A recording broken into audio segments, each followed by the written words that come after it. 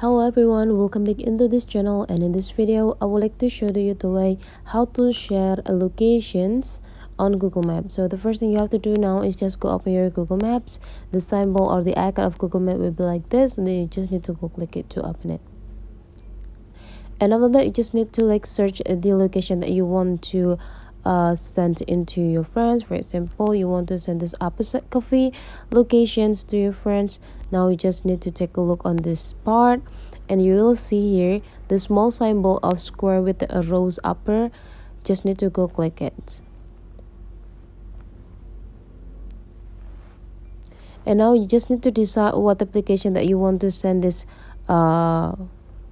locations to. If you want to send it with WhatsApp, you can just go open the WhatsApp, or if you want to send it with your Telegram, you just need to go click Telegram, and you just need to choose who's you want to send to, and after that you just need to confirm to send it. And that's the way how to send a location from Google Map. Hopefully this tutorial today is useful for you, so don't forget to leave some comment, like and subscribe into this channel, and I'll see you for the next video.